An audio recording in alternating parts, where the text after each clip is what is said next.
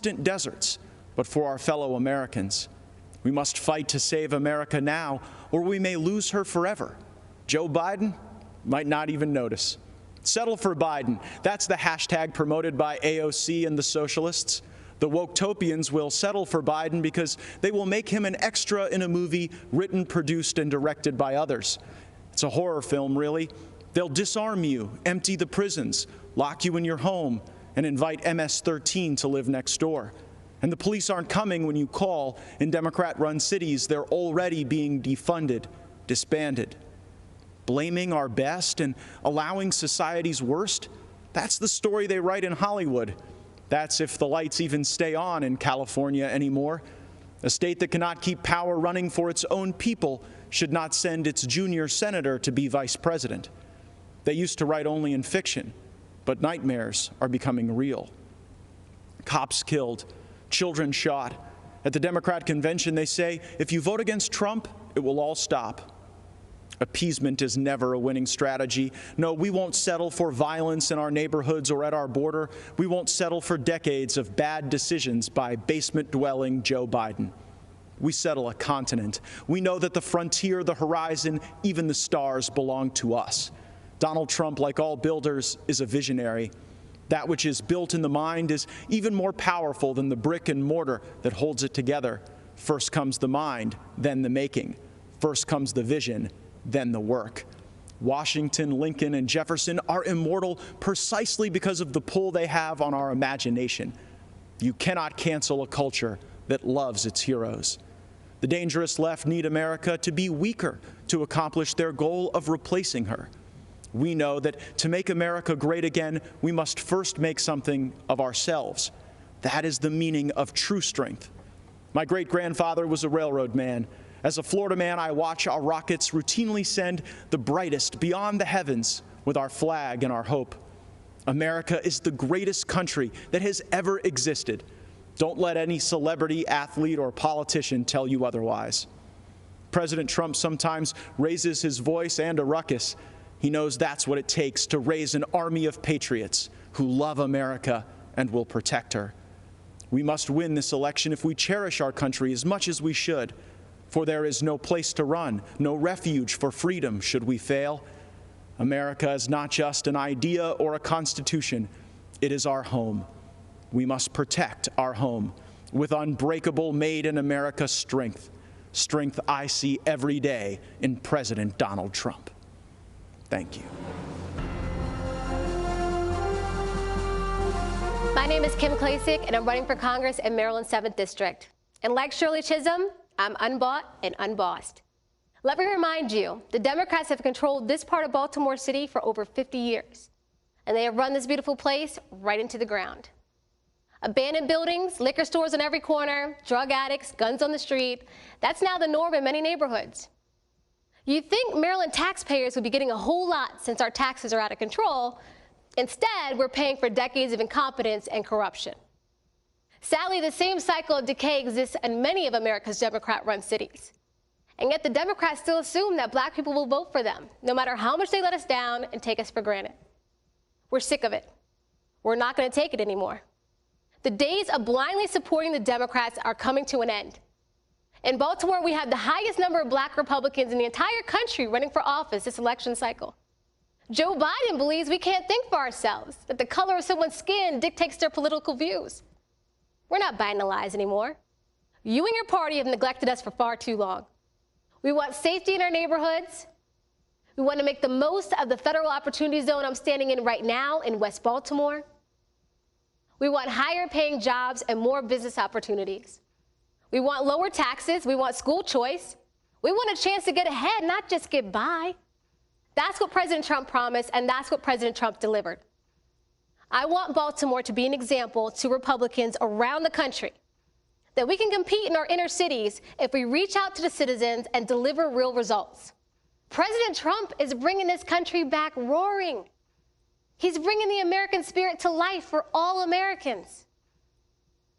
So I'm asking you to help President Trump complete this great American comeback. And then I'm asking you to help me start this great Baltimore comeback. Thank you, and God bless America.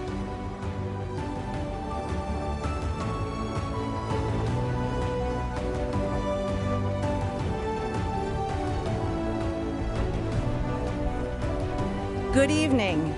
I'm Ronna McDaniel, Chairwoman of the Republican National Committee, and on behalf of everyone in our party and President Trump, thank you for tuning in as we kick off this historic convention. As we speak to you tonight, we send our thoughts and prayers to those facing terrible fires in California, recovering from storms in Iowa, and preparing for hurricanes in Louisiana and the Gulf Coast.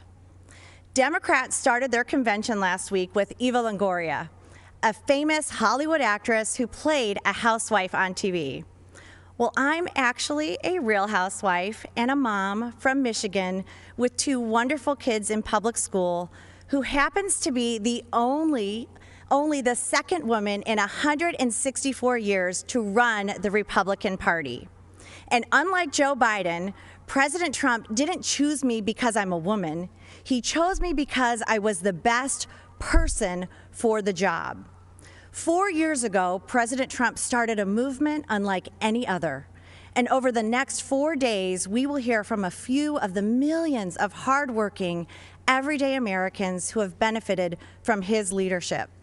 If you watched the DNC last week, you probably noticed that Democrats spent a lot of time talking about how much they despise our president.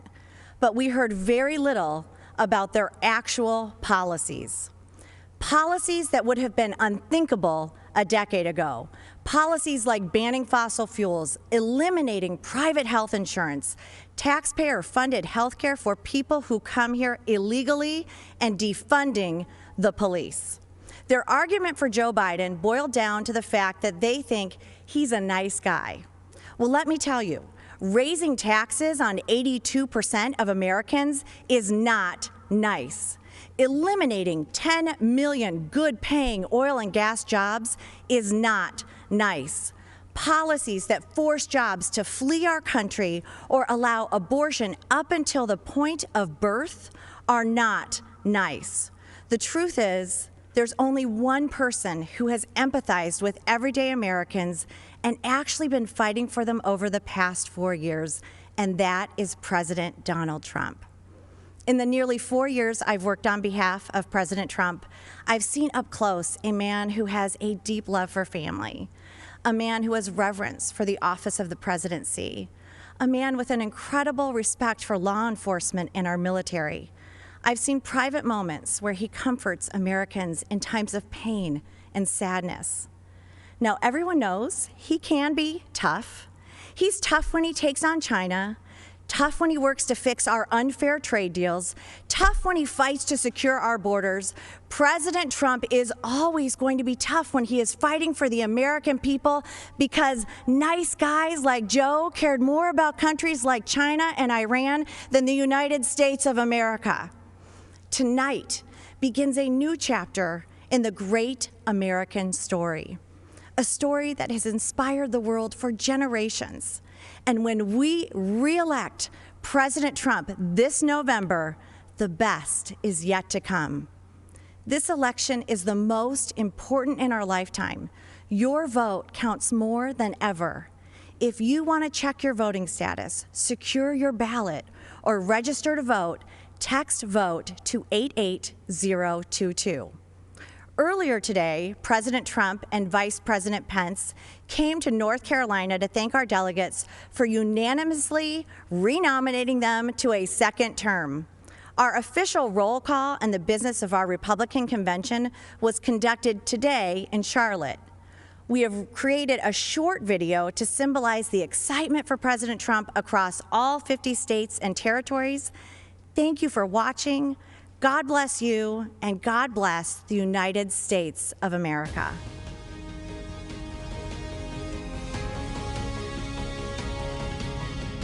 The great state of Alabama, Alaska, American Samoa, Arizona, Arkansas, California, Colorado, Connecticut, Delaware, District of Columbia, Florida, Georgia, Guam, Hawaii, Idaho, Illinois, Indiana, Iowa, Kansas, Kentucky, Louisiana, Maine, Maryland, Massachusetts, Michigan, Minnesota, Mississippi, Missouri, Montana, Nebraska, Nevada, New Hampshire, Hampshire, New Jersey, New Mexico, New York, North Carolina, North Dakota, the Northern Mariana Islands, Ohio, Oklahoma, Oregon, Pennsylvania, Puerto Rico, Rhode Island, South Carolina, South Dakota, Tennessee, United States Virgin Islands, Utah, Vermont, Virginia, Washington, West Virginia, Wisconsin, Wyoming. Are excited to nominate Donald J. Trump, and Vice President Mike Pence for 4 more years. Thank you for all you've done to make America great again. It is our privilege To nominate you for 4 more years. and we know the best is yet to come.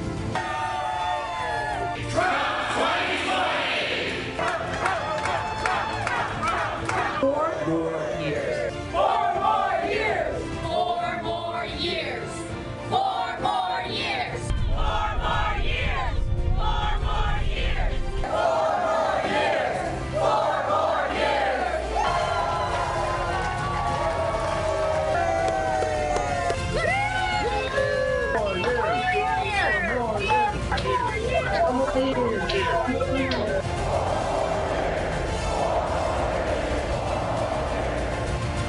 will make America great again.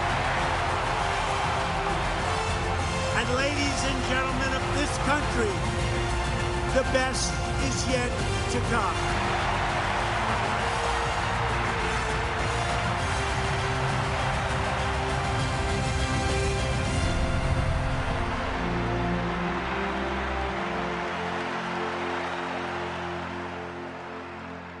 I didn't back down from my promises, and I've kept every single one. This current administration had made hope possible. We want this nation to continue to be the beacon of hope for the world. How many people said they're going to leave America if Donald Trump was elected? They're all still here, and they're not going anywhere because we are in the land of the free. We will never, ever sign bad trade deals. America first again. America first. America's great USMCA trade bill. This is a big win for the United States of America. This is a great trade deal. We are going to lift the restrictions on the production of American energy. We will create millions of more jobs. Hope to me is the belief in a better tomorrow and creating a better future for our children. When I look in the eyes of my grandchildren, I want them to know that their papa was not silent. We will rescue kids from failing schools by helping their parents send them to a safe school of their choice. We will completely rebuild our depleted military. The countries that we are protecting at a massive cost to us will be asked to pay their fair share. We will take care of our great veterans like they have never been taken care of before. This guy saved me. Yeah. He saved me. Thanks to him, I'm here. To me, he's giving people hope, what he's doing for the poor people, what he's doing for everybody. We are going to appoint justices of the United States Supreme Court who will uphold our laws and our Constitution. Why supporting law enforcement is so important for keeping America great. As long as I'm president, I will never defund your police, that I promise you. It's time to deliver a victory for the American people. We are going to start winning again.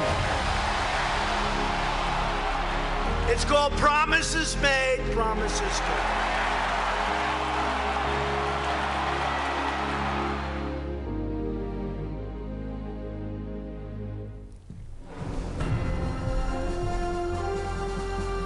My name is Amy Ford. I've been a registered nurse for 17 years.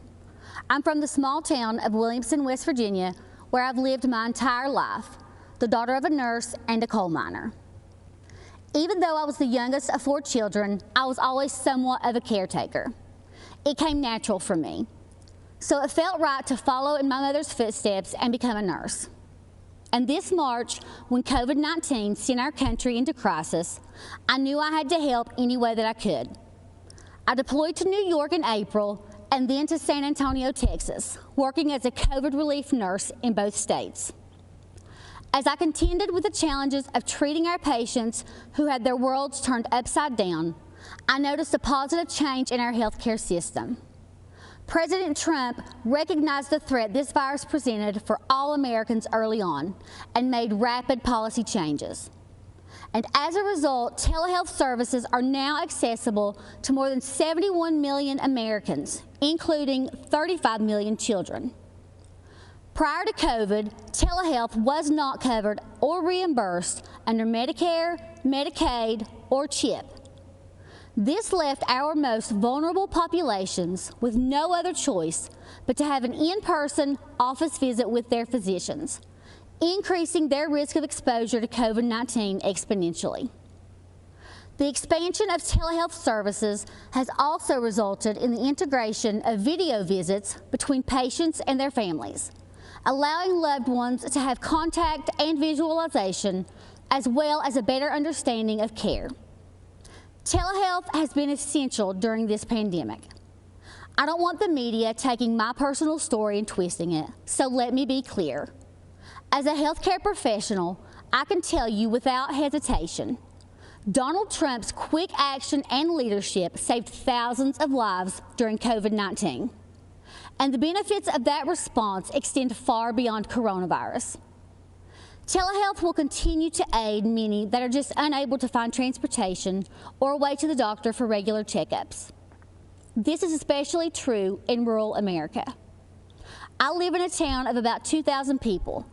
We do not have buses, trains, trolleys, or Ubers available to us.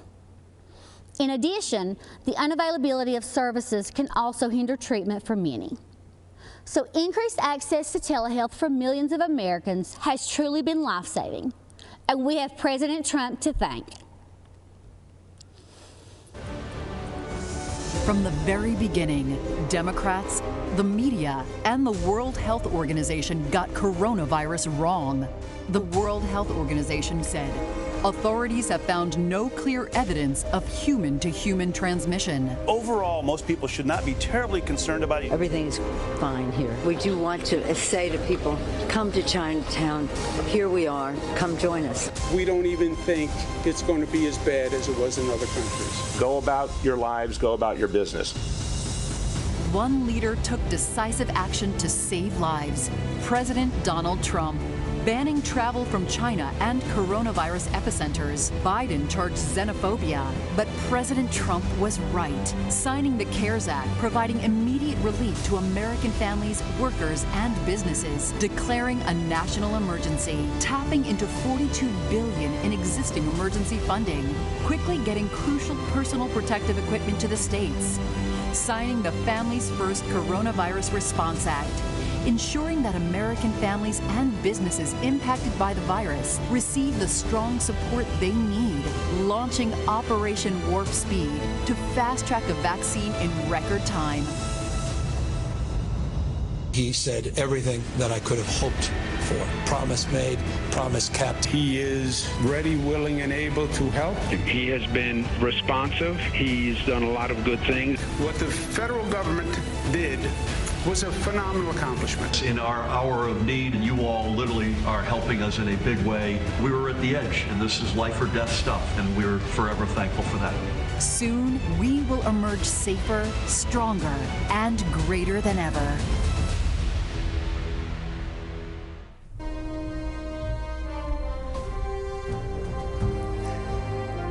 I am Dr. G.E. Ghali, an oral and maxillofacial surgeon and chancellor of a large academic medical and research center in Louisiana. I feel uniquely positioned to share how President Trump's decisive leadership led to a rapid and efficient response to the coronavirus pandemic. I know this as a health professional and as someone who has recovered from COVID himself. The COVID-19 pandemic exploded into our great nation with an intensity unparalleled in history. But our medical investigation and drug development systems were not designed for a pandemic. The devastating effects of the coronavirus demanded immediate changes at the regulatory level. A prompt response led by President Trump cleared away the red tape that usually makes drug approvals a long and drawn-out process. By harnessing the resources of the federal government and the private sector, President Trump's Operation Warp Speed is accelerating the testing, supply, development, and distribution of therapeutics, diagnostics, and very shortly, effective vaccines to counter COVID-19. Let me give you 3 clear examples of how President Trump's leadership removed regulatory barriers so COVID patients could have faster access to effective therapies and diagnostics. First, on February 26, 2 phase 3 clinical trials studying remdesivir were initiated. Just 2 months later, the FDA approved remdesivir for emergency use to treat COVID-19. Normally, this is a 3 to 5 year process. The amazing speed with which this happened in a safe but efficient manner is unheard of. Second, the FDA granted expanded access to COVID-19 convalescent plasma. Within 24 hours of this approval, we were administering convalescent plasma and remdesivir to a critically ill patient, a former Army Ranger and physician. Had it not been for the rapid deployment of these medicines, this patient, who is my colleague and friend, would have surely died. And third, at the end of July, I developed a fever and cough. I reached out to our testing team and received one of the Abbott rapid tests, yet another tool quickly approved by this administration. Within 15 minutes, my test came back positive, and within 4 hours, I was receiving my remdesivir doses, followed by an infusion of convalescent plasma. As a physician, I've seen firsthand how these breakthroughs have saved countless lives. As a patient, I've benefited from the expedited therapies made possible by the swift action of this administration. President Trump truly moved mountains to save lives, and he deserves credit. Thank you, President Trump, for providing timely access to critical diagnostics and therapeutics during this pandemic. Thank you, Mr. President, for your strong leadership in these challenging times.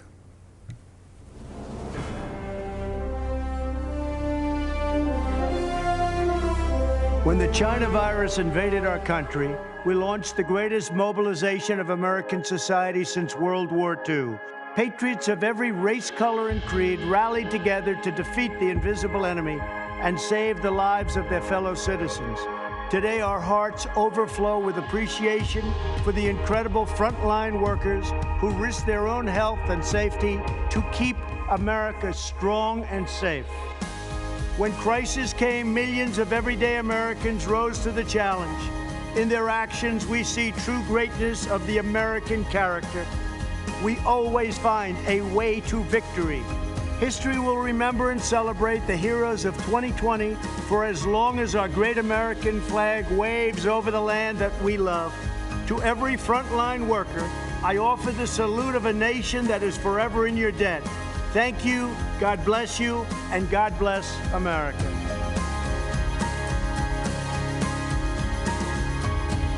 These are my friends. These are the incredible workers that helped us so much with the COVID. We can call it many different things, from China virus. I don't want to go through all the names because some people may get insulted, but that's the way it is. These are great, great people, doctors, nurses, firemen, policemen. We want to thank you all. You have been incredible, and we want to thank you and all of the millions of people that you represent. Thank you all very much. Great job. Thank you. Thank you all very much. So tell me a little about your stories. How about we'll start with you? I'm a postal worker, delivered to the senior community during COVID-19. Good. And we're taking good care of our postal workers. Absolutely. That I can tell you. Believe me, we're not getting rid of our postal workers, you know. They'd like to sort of put that out there. If anyone does, it's the Democrats, not the Republicans. I want to thank you very much and thank everybody in that whole beautiful post office system. We appreciate it. Thank you. How about you? I'm a trucker. Good. I own a small business in Ohio. Great. Hauling steel mostly. You know, some of our customers actually made hospital beds with some of the material. That's fantastic. Well, congratulations. I love the truckers. You know, they're on my side. Thank you, Mr. I think President. all of them, frankly. I think pretty much all of them. How about you? I'm a custodian at the post office as well. What do you do exactly? Clean up everybody's mess and everybody's germs and all that. Can I tell you, that world, that profession will never be out of business. You know that, for right? sure. Thank you very much for being here. Thank you. And how about you? I'm a registered nurse, President Trump. I work at a New Jersey hospital. It's called Virtual Willingboro Hospital. Right. I also represent an organization of professional nurses. It's called the National Association of Catholic Nurses. Very good. But I want to tell you, sir, as a nursing supervisor, I am so in awe of your leadership. Honestly, I know many people have said often interesting things, but it takes a true leader to be able to ignore all that stuff and do what is right and not be offended by all the words being said. And you really do show that positive spirit to us. And as nurses, I appreciate that. But just as an individual, I'm grateful for that. Well, I'm for the nurses. I'm for the doctors. I'm for everybody. We just have to make this China virus go away, and it's happening. Please, go ahead. I'm also a nurse. I represent Genesis Healthcare, which is a skilled nursing facility company. I want to thank you and your administration for all the supplies and support and funding that you've given the skilled nursing units. Without that, we couldn't do as well as we have done. I spent some time in New Jersey. I live in West Virginia, went to New Jersey and did some work there, and we finally started to see things change and turn around. I appreciate what you said, because we have delivered billions of dollars of equipment that governors were supposed to give, and in many cases, they didn't get. So the federal government had to help them, and all of the people that did this incredible work, they never got credit for it. But you understand where it came from. Thank you very much. Thank you both. It's really nice. Please, go ahead. I'm a police officer in Englewood, Colorado, and I contracted COVID in late March and recovered. That means we don't have to be afraid of you at all, right? I'm good to Once go. you're recovered, you know, we have the whole thing with plasma happening. That means your blood is very valuable. You know that, right? Thank you very much. Great. Please. I'm a detention deputy at the Kern County Sheriff's Department out in California. Great. And I also contracted COVID into March and recovered from that also. How long was your problem? I was sick about 10 days, really bad. I got everything besides a cough, but recovered. I was off work for a month and a half, and I work in our local county jails. Did they do anything specifically to help you recover? They gave me Z-Paks medication, cough syrup. Okay, and I won't even ask you about the hydroxychloroquine because it's a shame what they've done to that one, but I took it. I took the Z-Pak also, and zinc.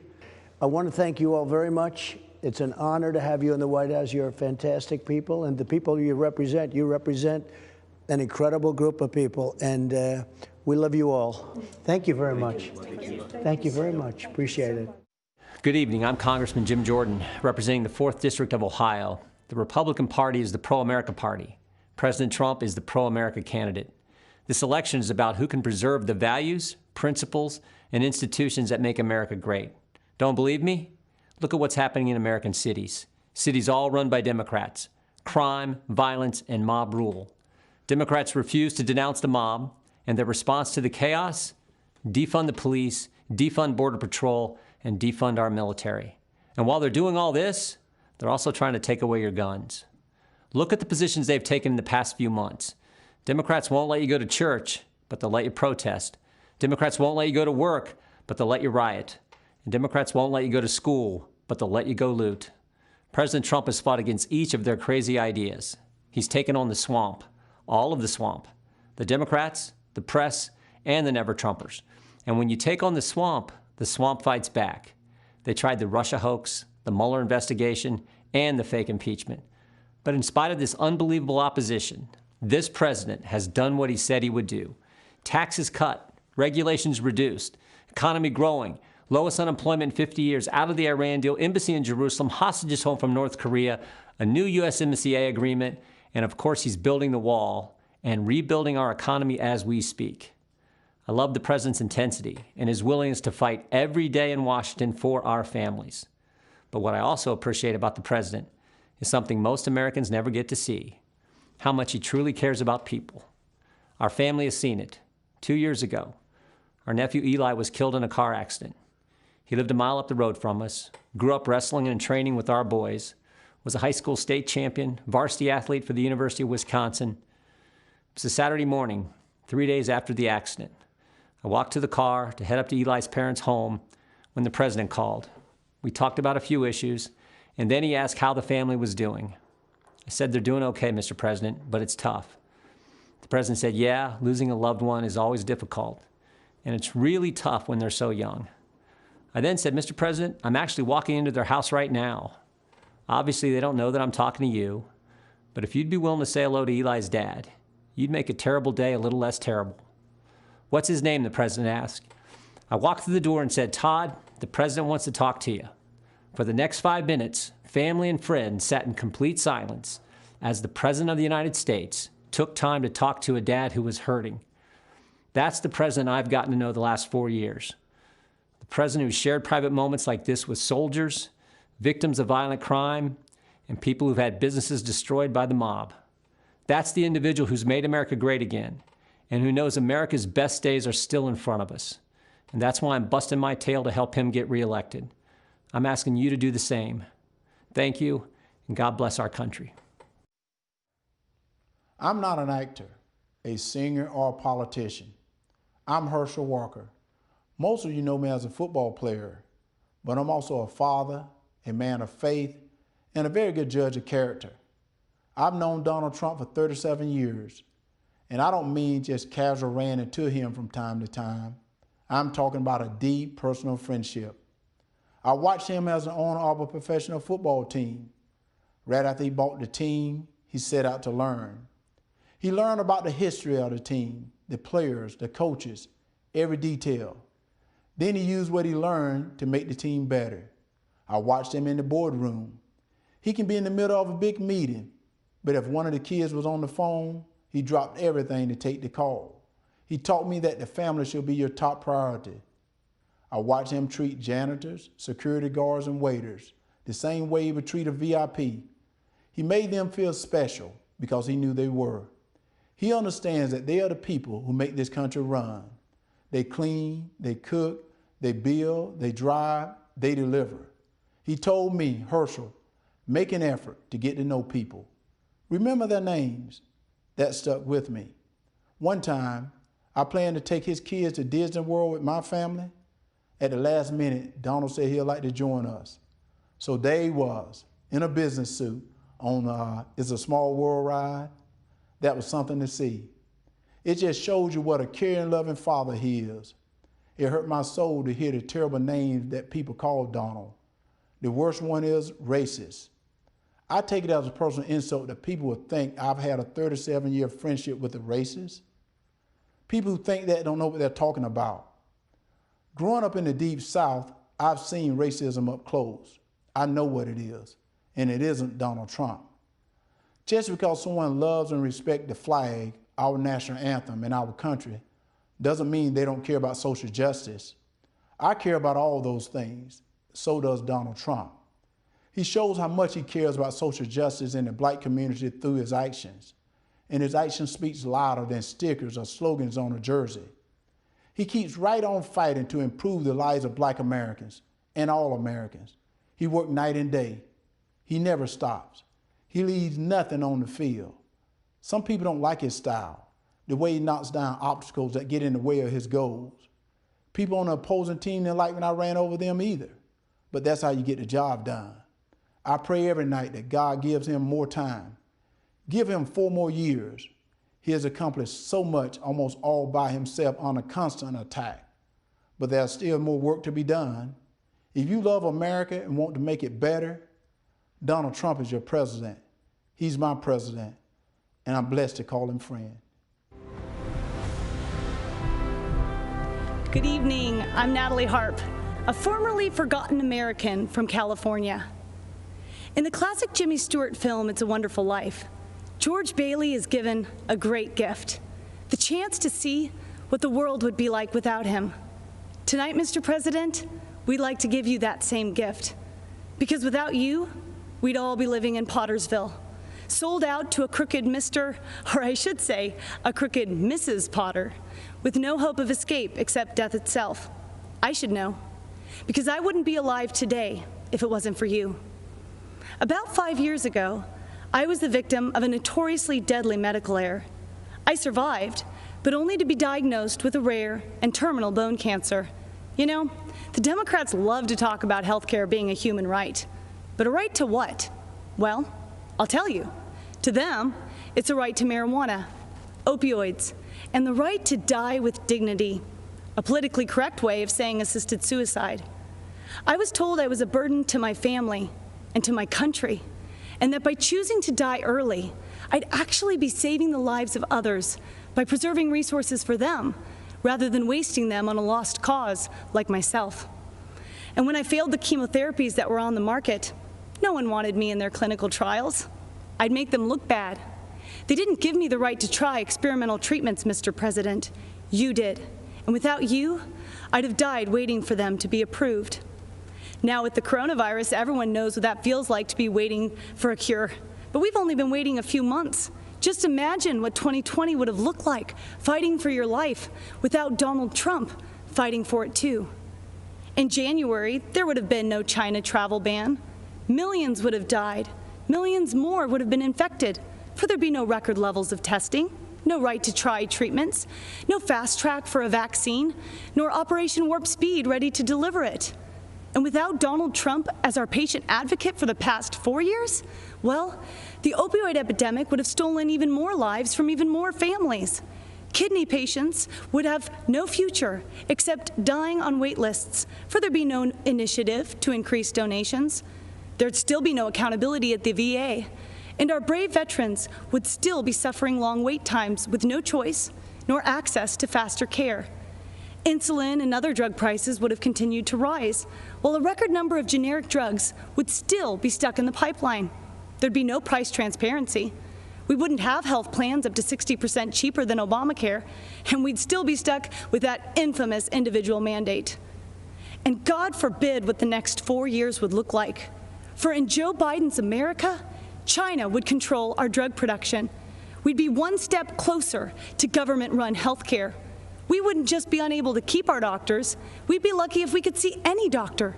And even then, some of us would be denied care. For in socialized medicine, you don't beat the odds, you become the odds.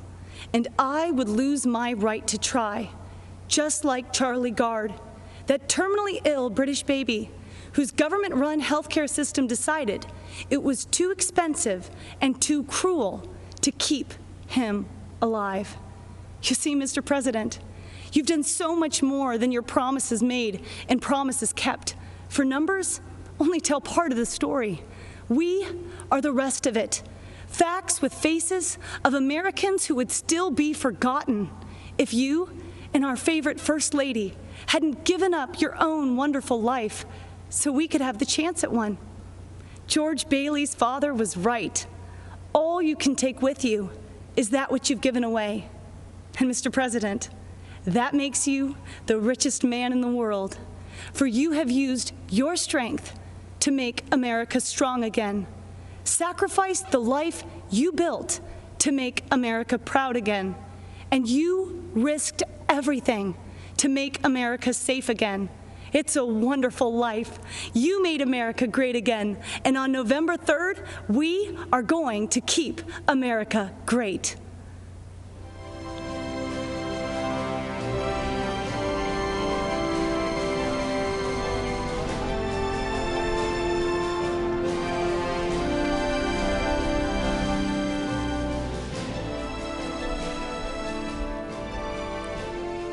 Hello, America.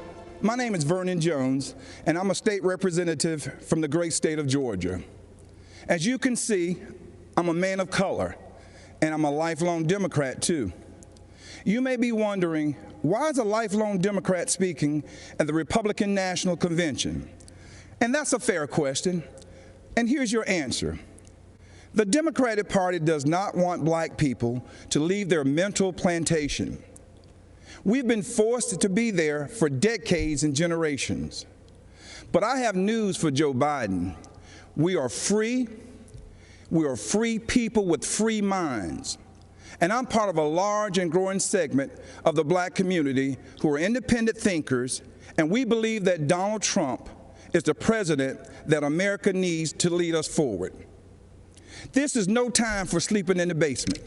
Joe Biden has had 47 years to produce results, but he's been all talk and no action, just like so many of the Democrats who've been making promises to the black voters for decades. We've been their captive audience. When President Trump sought to earn the black vote, the Democratic Party leaders went crazy. Nancy Pelosi and Chuck Schumer literally started wearing kente cloths around the U.S. Capitol, as if pandering were enough to keep us satisfied. Let me tell you why I'm supporting our president. I grew up in the South, in Laurel Hill, North Carolina, Scotland County, the Green Pond community to be exact. My parents, Robin and Rufus Jones, built with their own hands a 4-room cinder-block home with no indoor plumbing. They had very limited education, but they instilled in us a strong work ethic that drove me from those tobacco fields of North Carolina to those hallowed halls of the Georgia General Assembly. My parents taught me if I believed in God, worked hard, and treated every person fairly, there was no limit to what we could achieve. I attended North Carolina Central University, an historical black college. For generations, HBCUs have been the incubators that develop black scholars in math and science and religion, engineering, and politics. They have been important springboards for the black success. But Democrats haven't treated them that way. When President Trump took office, he changed everything. He delivered historic funding to HBCUs, and he guaranteed it for 10 years, something that's never happened in the history of this country. That gave our HBCUs stability, the chance to grow, and produce the next generation of black leaders. That's right, Donald Trump did that. He's also supported school choice to ensure that no child, no matter their race or zip code, is left behind. Every child should have access to a quality education. But education is just the beginning. The president also built the most inclusive economy ever, with record low unemployment for African Americans and record high participation in the workforce. He put opportunity zones in the Trump tax bill that would drive investment into our communities for decades to come. He put the interests of American workers, and especially black workers, first. That's right, Donald Trump did that. He delivered historic criminal justice reform. He ended once and for all the policy of incarceration of black people, which has decimated our communities, caused by no other than Joe Biden. Democrats wouldn't do it, Obama didn't want to do it, and Joe Biden and Kamala Harris definitely wouldn't do it. But Donald Trump did it. He's also working every day to make our communities safer. As a former executive of DeKalb County, Georgia, I directed one of the largest public safety departments in the Southeast. I've seen tragic shootings on both sides, officers killing citizens and citizens killing officers in the line of duty. Police officers are our fellow citizens. They live in our country. They have families too. They live in our communities. Unfortunately, Democrats have turned their backs on our brave police officers. They call it defunding. And it's a danger to our cities, our neighborhoods, and our children. Isn't it ironic that Democrat politicians have personal security to protect them? So why don't they forego their security and replace them with social workers, especially since that's what they want for you and me? Our police need more funding, not less, for frequent psychological examinations, for non-lethal remote restraint technology, and for more de-escalation and use of force training. These are the common sense solutions that President Trump supports. true, sincere police reform. That's right, Donald Trump did that too. Education, jobs, safety, security, on issue after issue. And in just a single term, he destroyed these negative forces that have victimized the black community for decades. He gave us the opportunity to rise. Now, you know, when I made the public announcement of my support for President Trump, all hell broke loose. I was threatened, called an embarrassment, and asked to resign by my own party.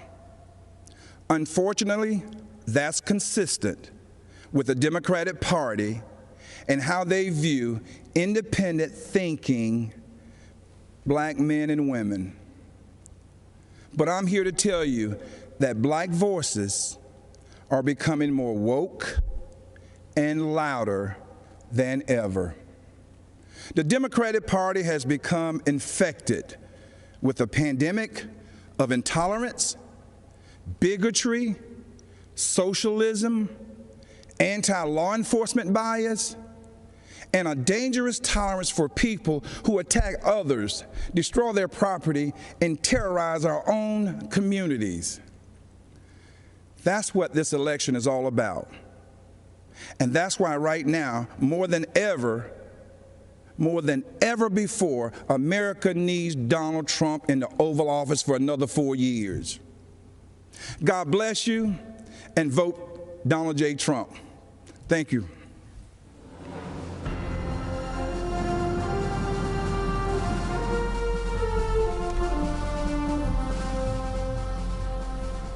In 2018, a gunman walked into Marjorie Stoneman Douglas High School in Parkland, Florida, and changed my life forever. My name is Andrew Pollack. His name isn't worth saying. One of the seniors walking in the hallways that day was my beautiful daughter, Meadow. She was just months away from graduating and beginning a new life. We were so proud of the woman she had become. But in the hallway on that third floor, the gunman saw Meadow and shot her down the hallway, hitting her 4 times. After she was shot and on the floor, she crawled over to another student, a freshman girl, to protect her. She draped her body over her, and then the scumbag gunman shot my daughter at point-blank range 5 more times, killing Meadow and the girl she was shielding. She had a whole life ahead of her, and in that life, she could have done anything and been anything. So many moments that I waited so long for were taken from me. I didn't get to drop her off at college. I didn't get to walk her down the aisle. But every moment was taken from her, and for what? I never wanted this to become a political spectacle, but it did. I never wanted to meet the president like this, but I did. I was invited to the White House. The truth is, I had just buried my daughter that week. I really wasn't interested in public events like a tour or a photo op. I was interested in answers and solutions. So if the president wanted to meet me personally, I said I'd go. They said, of course, that was his plan. At the White House, my family and I sat with the president in the Oval Office and told him about Meadow. I told him what we knew. I told him that his administration needed to take a closer look at what went wrong and why. And I got to see who President Trump really is. He's a good man and a great listener, and he cuts through the BS. Then the president did what he said he would do. He took action. He formed a school safety commission that issued dozens of recommendations to make schools safer. But I'll bet you never heard about that. Instead, the media turned my daughter's murder into a coordinated attack on President Trump, Republicans, and our Second Amendment. In fact, when President Trump asked me and other parents of children that were murdered in school shootings to join him as he announced the commission's findings, the media's first question wasn't about protecting kids. Shockingly, they asked about the government shutdown. President Trump turned to me appalled and said, "Andy, can you believe these people? We're trying to talk about school safety, and this is what they do. But I could believe it. After my daughter's murder, the media didn't seem interested in the facts, so I found them myself. I learned that gun control laws didn't fail my daughter. People did. The gunman had threatened to kill his classmates before. He had threatened to rape them. He had threatened to shoot up the school. Every red flag you could imagine. But the school didn't just miss these red flags. They knowingly ignored them. Far-left Democrats in our school district made this shooting possible because they implemented something they called restorative justice. This policy, which really just blames teachers for students' failures, puts kids and teachers at risk and makes shootings more likely. But it was billed as a pioneering approach to discipline and safety. I was just fine with the old approach to discipline and safety. It was called discipline and safety. But the Obama-Biden administration took Parkland's bad policies and forced them into schools across America. When President Trump rescinded Obama's guidance on restorative justice policies, he put an end to that. And that meant the world to me. It's hard to tell how much Mr. Biden understands about what happened at Parkland. Mr. Biden has campaigned on bringing back restorative justice as part of his unity platform with Bernie Sanders and has pledged to implement it in school districts across America. But he doesn't even seem to know when the shooting happened. He said that he was vice president when it happened, but he wasn't. Mr. Biden may not know when my daughter was murdered, but I do. February 14, 2018. Mr. Biden may not know that these policies make shootings more likely, but I do. Mr. Biden may not know who was vice president that day, but I do. It wasn't Joe Biden. It was Mike Pence. Thank God. And I know who the president was, too. It wasn't Barack Obama. It was President Donald J. Trump, and he took action. I truly believe the safety of our kids depends on whether this man is reelected. I hope you'll join me in helping to make that happen. Mr. President, myself and millions of Americans appreciate you and love you. God bless America, and God bless our President, Donald J. Trump. Thank you. A curfew now in effect for the city of St. Louis. Protests in St. Louis turned violent.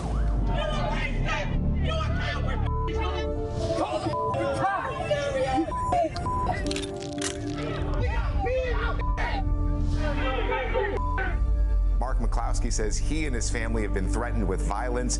Under Missouri law, you have a right to defend your home and the lives of your family. A search warrant has been executed at the home of Mark and Patricia McCloskey. The husband and wife attorneys charged with pointing guns at protesters. They were simply trying to protect their home. Good evening, America. We are Mark and Patty McCloskey. We're speaking to you tonight from St. Louis, Missouri, where just weeks ago you may have seen us defending our home as a mob of protesters descended on our neighborhood. America is such a great country that not only do you have the right to own a gun and use it to defend yourself, but thousands of Americans will offer you free advice on how to use it. At least that's what we experienced. What you saw happen to us could just as easily happen to any of you who are watching from quiet neighborhoods around our country. And that's what we want to speak to you about tonight. That's exactly right. Whether it's the defunding of police, ending cash bail so criminals can be released back out on the streets the same day to riot again, or encouraging anarchy and chaos on our streets, it seems as if the Democrats no longer view the government's job as protecting honest citizens from criminals, but rather protecting criminals from honest citizens. Not a single person in the out-of-control mob you saw at our house was charged with a crime. But you know who was? We were. They've actually charged us with felonies for daring to defend our home. On top of that, consider this. The Marxist liberal activist leading the mob to our neighborhood stood outside our home with a bullhorn screaming, "You can't stop the revolution." Just weeks later, that same Marxist activist won the Democrat nomination to hold a seat in the U.S. House of Representatives. In the city of St. Louis, That's the same as winning the general election. That Marxist revolutionary is now going to be the Congresswoman from the 1st District of Missouri. These radicals are not content with marching in the streets. They want to walk the halls of Congress. They want to take over. They want power. This is Joe Biden's party. These are the people who will be in charge of your future and the future of your children. They're not satisfied with spreading the chaos and violence into our communities. They want to abolish the suburbs altogether by ending single-family home zoning. This forced rezoning would bring crime, lawlessness, and low-quality apartments into now thriving suburban neighborhoods. President Trump smartly ended this government overreach, but Joe Biden wants to bring it back. These are the policies that are coming to a neighborhood near you. So make no mistake, no matter where you live, your family will not be safe in the radical Democrats' America. At this moment in history, if you stand up for yourself and for the values our country was founded on, the mob, spurred on by their allies in the media, will try to destroy you. You've seen us on your TV screens and Twitter feeds. You know that we're not the kind of people who back down. Thankfully, neither is Donald Trump. President Trump will defend the God-given right of every American to protect their homes and their families. But more than that, Trump's vision for America is a country where you have an opportunity to work hard and build the life you dream of with a job you love, with your children being educated in great schools, in a community where your family can play in the backyard without fear, worship in a church without shame, and express your beliefs without retribution. Trump brought us the greatest economy our country had ever seen. The Democrats have brought us nothing but destruction. When we don't have basic safety and security in our communities, we'll never be free to build a brighter future for ourselves, for our children, or for our country. That's what's at stake in this election, and that's why we must re-elect Donald Trump. God bless you. God bless the President. And God bless these United States.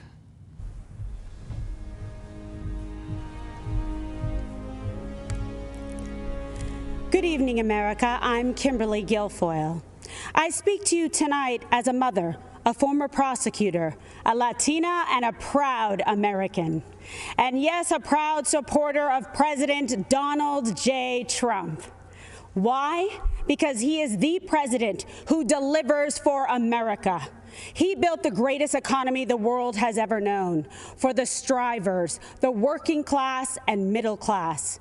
As commander-in-chief, he always puts America first. President Trump is the law and order president. Now, presidential leadership is not guaranteed. It is a choice. Biden, Harris, and the rest of the socialists will fundamentally change this nation. They want open borders, closed schools, dangerous amnesty, and will selfishly send your jobs back to China while they get rich. They will defund, dismantle, and destroy America's law enforcement.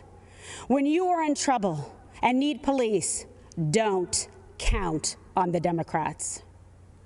As a first-generation American, I know how dangerous their socialist agenda is. My mother, Mercedes, was a special education teacher from Aguadilla, Puerto Rico. My father, also an immigrant, came to this nation in pursuit of the American dream. Now, I consider it my duty to fight to protect that dream. Rioters must not be allowed to destroy our cities. Human sex drug traffickers should not be allowed to cross our border. The same socialist policies which destroyed places like Cuba and Venezuela must not take root in our cities and our schools. If you want to see the socialist Biden-Harris future for our country, just take a look at California. It is a place of immense wealth, immeasurable innovation, and immaculate environment. And the Democrats turned it into a land of discarded heroin needles in parks, riots in streets, and blackouts in homes.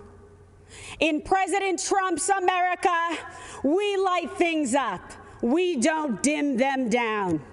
We build things up. We don't burn them down. We kneel in prayer, and we stand for our flag. This election is a battle for the soul of America. Your choice is clear. Do you support the cancel culture, the cosmopolitan elites of Nancy Pelosi, Chuck Schumer, and Joe Biden, who blame America first? Do you think America is to blame?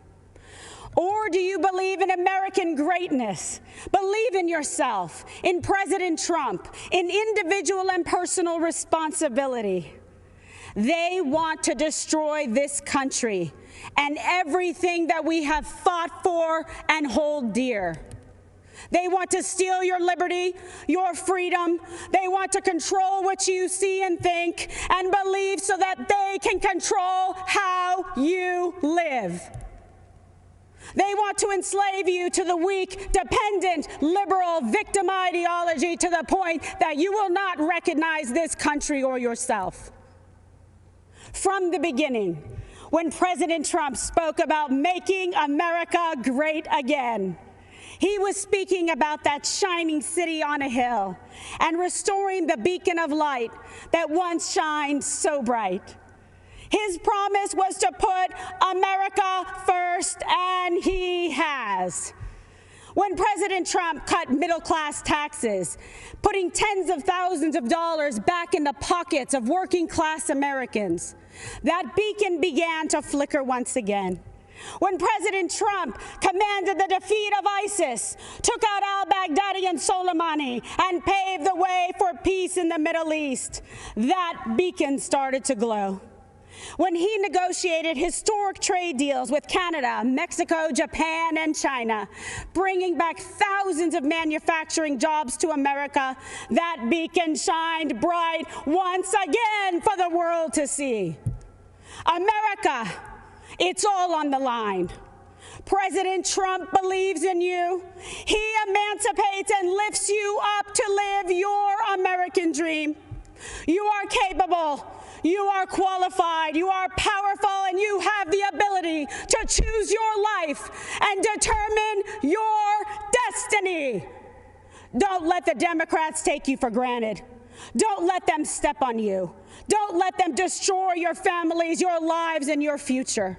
Don't let them kill future generations because they told you and brainwashed you and fed you lies that you weren't good enough. Like my parents, you can achieve your American dream.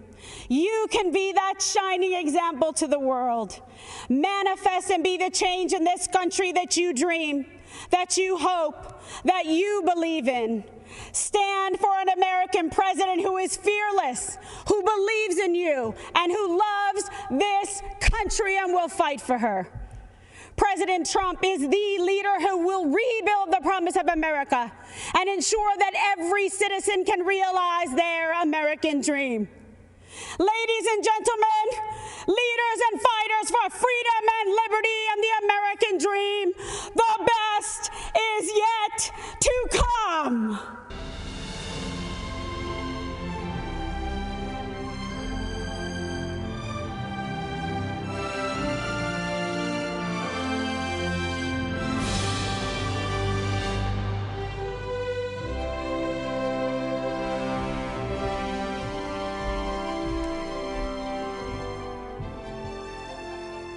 I'm Congressman Steve Scalise. We're facing some tough challenges in America.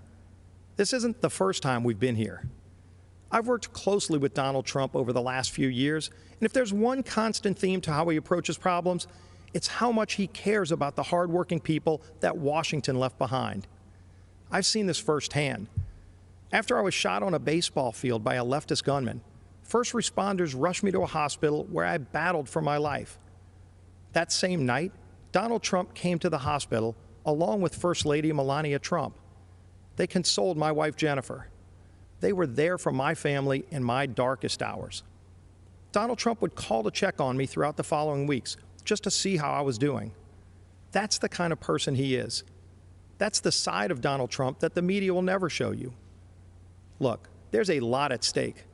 This is an election between a party that wants to burn down the foundations of our country to the ground and a party that wants to rebuild and protect our great nation. The left wants to defund the police. This is personal to me.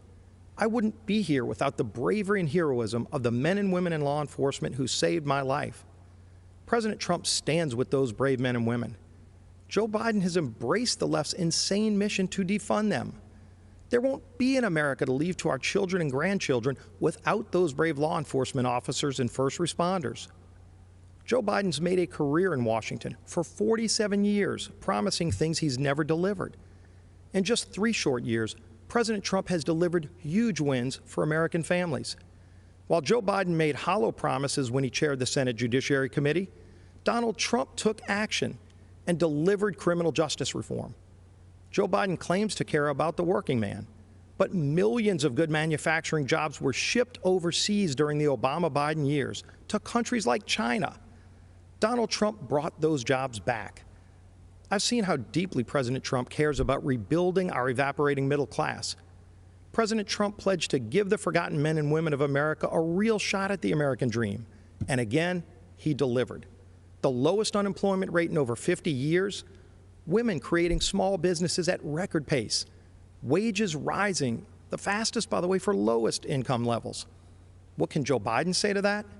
What has Joe Biden done in his 47 years in Washington that can compare to that? President Trump has delivered for the hardworking people of this great nation. It's going to take that kind of bold leadership to get us out of this COVID crisis. After President Trump saved lives by shutting down flights from China and Europe, he's now focusing the full weight of the government on a revolutionary plan to cure this virus by cutting red tape and empowering scientists to create a vaccine. This is visionary leadership in action at a time when we can't afford another 47 years of hollow promises. America's been through tough times before. Who better to lead us out of these times than the president who already built the strongest economy our country has ever seen? Donald Trump did it before. Donald Trump will deliver for us again. God bless you, and God bless these United States of America.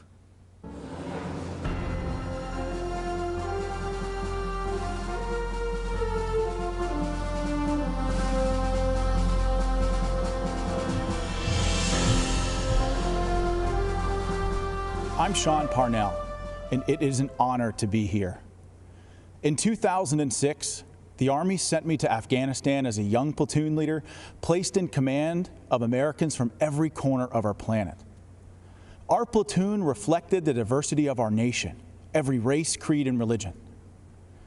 Despite those differences, we were bound together as brothers from the same American family. On June 10, 2006, our platoon was attacked just after dawn. Outnumbered 10-1, we endured mortar and machine gun fire as hundreds of Taliban charged us from 3 sides. We had 24 men that day. Wave after wave of Taliban advanced up the hill. I was wounded 3 times in the fighting. Nearly all of my platoon was wounded within the first minute, but the enemy kept coming. We fought to our last rounds of ammunition, and when it was over, we held the hill. In the face of death, I saw ordinary Americans become heroes. In our darkest hour, when our survival depended on each other, my men and I learned an important lesson. We all bleed red. Our differences did not define us. United, we were unbeatable. After 485 days of combat, I came home eager to enjoy the freedoms I risked my life to defend. But I watched with alarm as the party of my grandfather, a lifelong Union Democrat, turned against the very people it professed to represent. I watched as Joe Biden spit venom at an auto worker who dared to question Joe's intent to dismantle the Second Amendment and take your guns. Where Democrats once stood for hard-working, law-abiding Americans who displayed our flag with pride, this new Democrat Party considers these people uneducated racists clinging to guns and Bibles. The party of Harry Truman became the party of hedge fund managers, Hollywood celebrities, tech moguls, and university professors, all bloated with contempt for middle America. I look across the aisle and I do not see a party that wants you to pursue your dreams. I see a Democrat Party that wants to dictate what those dreams are. I don't see a party that wants you to be free. I see a party that wants to chain you to conformity and will destroy anyone they deem a heretic. I swore an oath to defend my country and its Constitution. President Trump has sworn to do the same. That's why he's advanced freedom, despite savage political attacks, to overcome the agenda of the radical left. President Trump has unleashed the economic might of this nation like no other president in our history. He triggered the rising tide of working families, brought us energy independence, reclaimed jobs from overseas that, Democrats said would never return. He has fiercely defended the besieged First and Second Amendments. That is just a start. With 4 more years, imagine what we can achieve by simply working with our president. I believe in our president's vision for the future. I stand here tonight calling on all Americans to join us. It doesn't matter what you look like, who you love, how you worship your gender or your job. If you're a traditional Democrat who's become disillusioned with how radical your party has become, then stand with us. You are most welcome. America needs all her patriots to rush to her defense. My fellow Americans, I promise you this. In our tent, you are free. Free to speak the truth, choose your journey, define your life. You have the power to go as far as you aim, then aim higher and keep going, because that is what Americans do. We are idealists and dreamers, lovers of adventure. We're rugged and independent. We don't make excuses. We make the impossible a reality. Think about it. In a century, we went from ground-bound dreamers gazing to the stars to doers who created the means to reach them. This is not the time to stand on the sidelines. If you love our country as we do, as our president does, join the chorus of patriot voices that will preserve this exceptional union. Mr. President, lead the way. Millions in our American family believe in this path to destiny. Guide us to that horizon. Thank you, and may God bless the United States of America.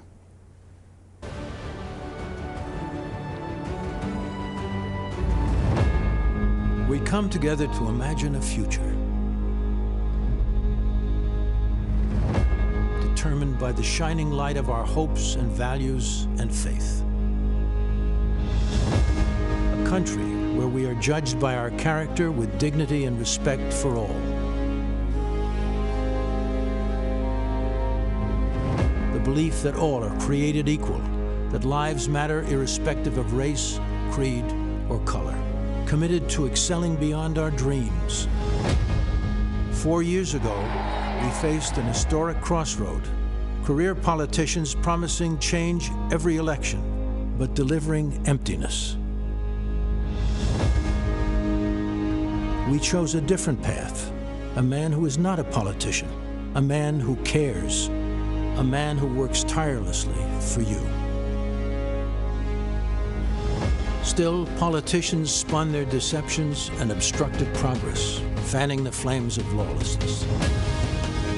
We all know that it is easy to criticize. It takes a true leader to solve problems. COVID-19, while others criticize without solutions. President Trump's swift action saved lives. And as leading Democrats want to keep businesses closed down, our president is leading the way for a full economic recovery. We are America. We as Americans work together to overcome challenges, write our own stories. America, land of promise, land of opportunity, land of heroes, land of greatness.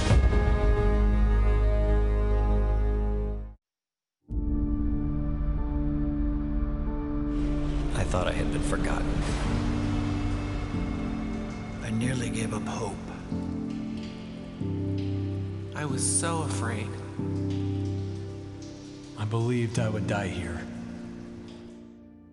American hostages, forgotten and wasting away in far-off prisons, wrongfully detained by foreign governments. Americans were beaten, abused, starved, and left for dead. Until President Donald Trump stepped in. The 3 American hostages finally back on U.S. soil after being held captive in North Korea. We're following some breaking news in Turkey where an American pastor, Andrew Brunson, has been released. An American jailed in Egypt is back in the U.S. this morning after an intervention by the Trump administration. A tough and skilled negotiator, President Trump successfully won the release of detainees and prisoners, among the most of any president in American history. While families waited in despair for news of their loved ones, President Trump provided a new spark of hope by bringing our hostages home. We have Danny Birch back home where he should be. He was in Yemen in a very horrible situation. Yesterday, the United States government secured the release of Caitlin Coleman, Joshua Boyle, and their 3 children. Today, we are bringing home another American citizen. Just had news that Turkey released a prisoner that we were trying to get to the United States. Under this administration, America has not and will not turn its back on our people. President Trump will bring them home.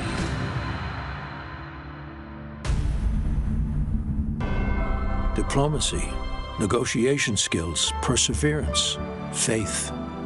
The ingredients of hope when there is no hope. No American should ever be left behind. Priority, freeing American hostages.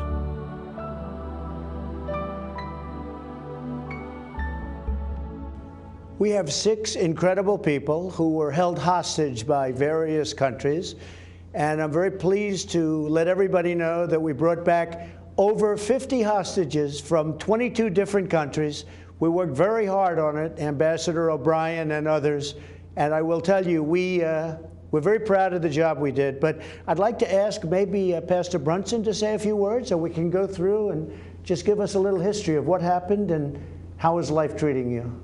I was held in Turkey for 2 years, and you took unprecedented steps, actually, to secure my release, and your administration really fought for me. And I think if you hadn't done that, I may still be in Turkey. So I'm very grateful. 28 years, right? They had you there they had you scheduled for a long time, Andrew. Yes. We had to get you back. And I have to say that, to me, President Erdogan was very good. And I know they had you scheduled for a long time, and you were a very innocent person.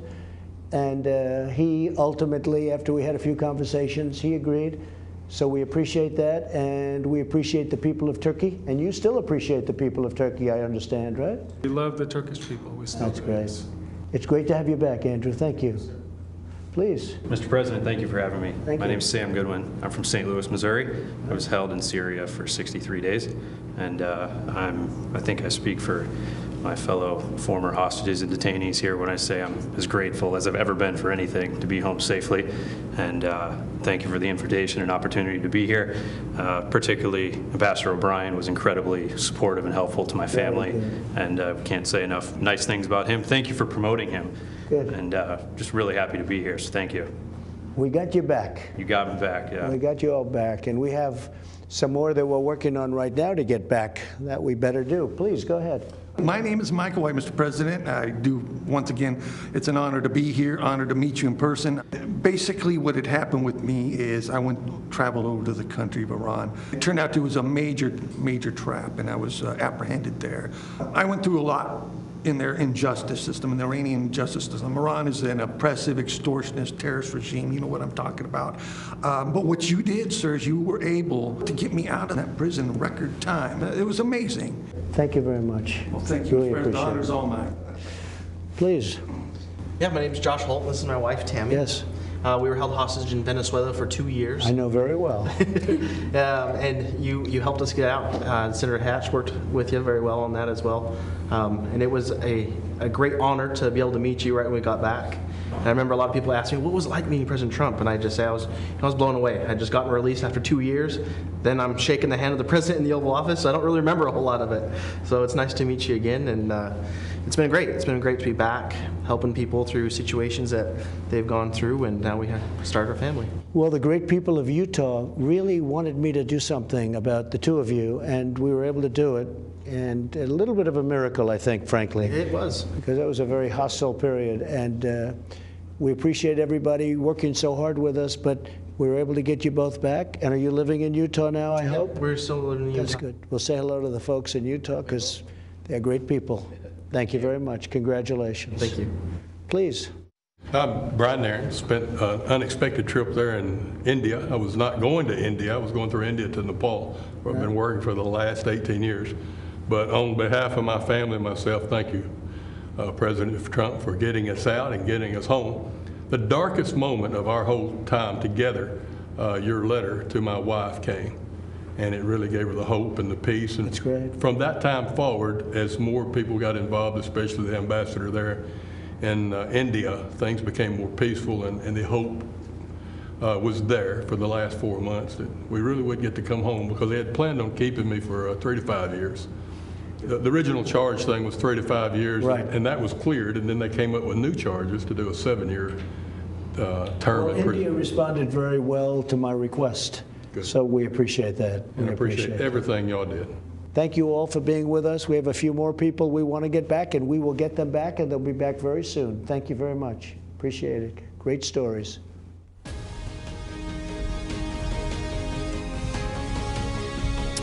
Hello, my name is Maximo Alvarez.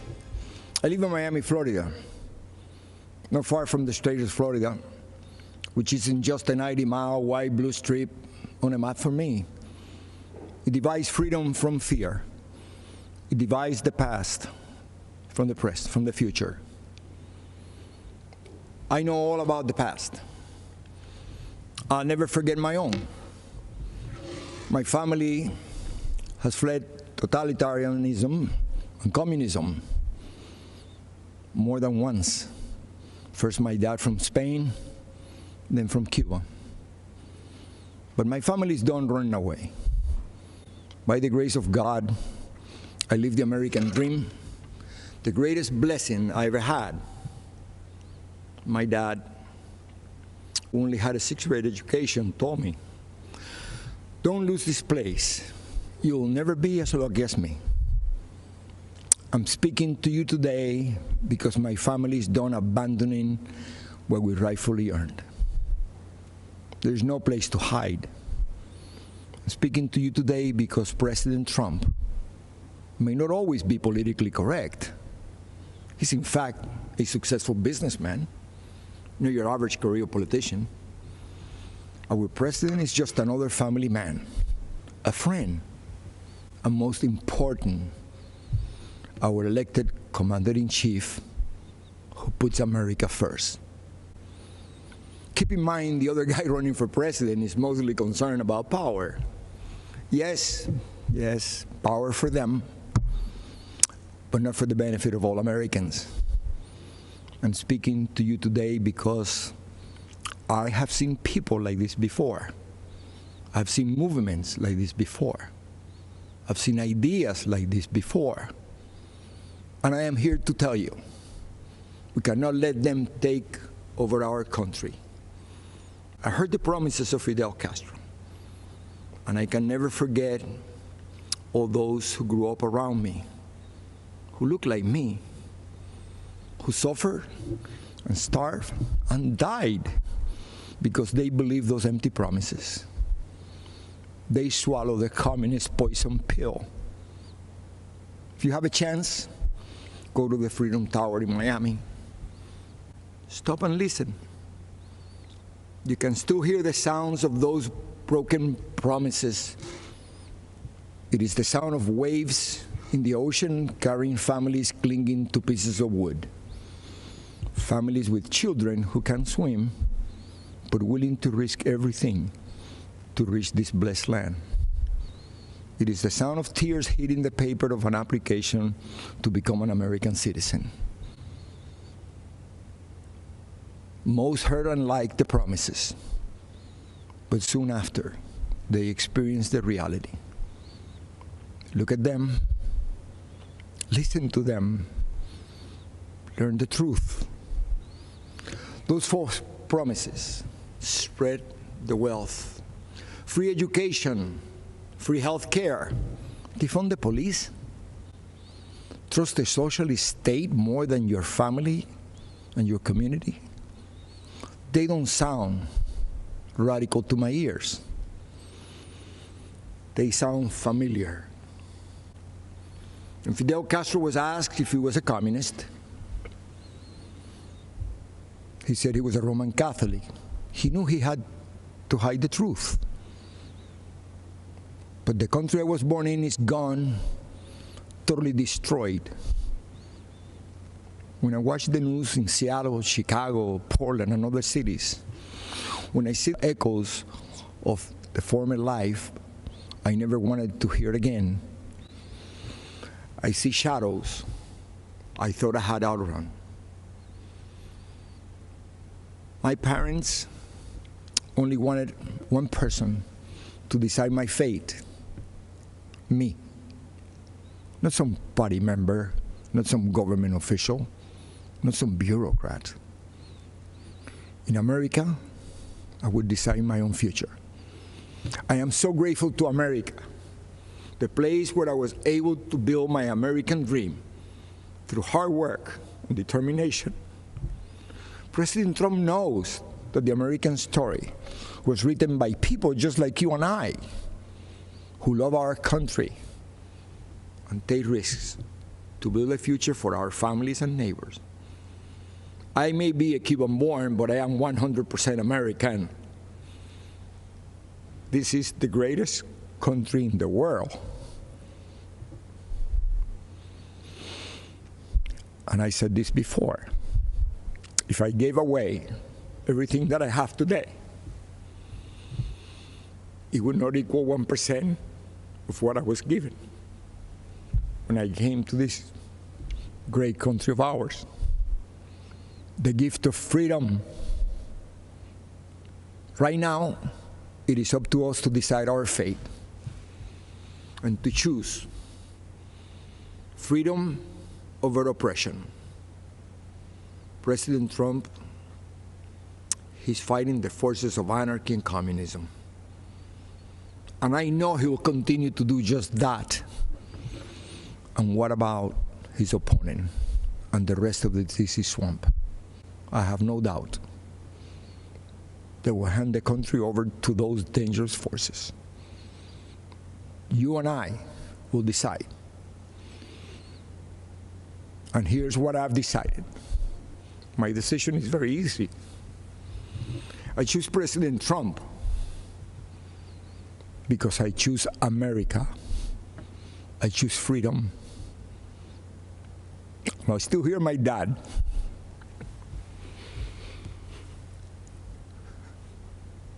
There is no other place to go. Thank you, and may the good Lord bless America.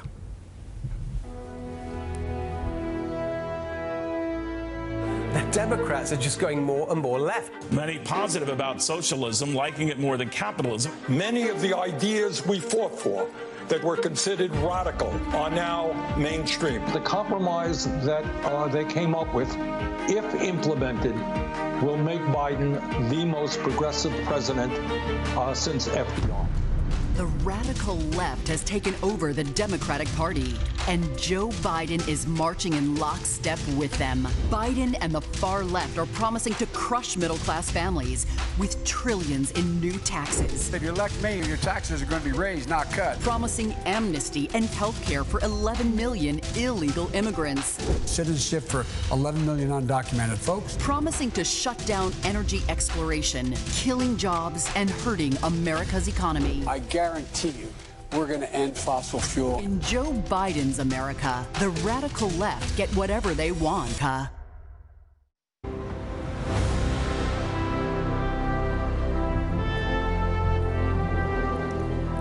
Good evening. I'm Nikki Haley, and it's great to be back at the Republican National Convention. I'll start with a little story. It's about an American ambassador to the United Nations, and it's about a speech she gave to this convention. She called for the re-election of the Republican president she served, and she called out his Democratic opponent, a former vice president from a failed administration. That ambassador said, and I quote, "Democrats always blame America first." The year was 1984. The president was Ronald Reagan, and Ambassador Jeane Kirkpatrick's words are just as true today. Joe Biden and the Democrats are still blaming America first. Donald Trump has always put America first, and he has earned 4 more years as president. It was an honor of a lifetime to serve as the United States ambassador to the United Nations. Now, the UN is not for the faint of heart. It's a place where dictators, murderers, and thieves denounce America and then put their hands out and demand that we pay their bills. Well, President Trump put an end to all of that. With his leadership, we did what Barack Obama and Joe Biden refused to do. We stood up for America, and we stood against our enemies. Obama and Biden let North Korea threaten America. President Trump rejected that weakness, and we passed the toughest sanctions on North Korea in history. Obama and Biden let Iran get away with murder and literally sent them a plane full of cash. President Trump did the right thing and ripped up the Iran nuclear deal. Obama and Biden led the United Nations to denounce our friend and ally, Israel.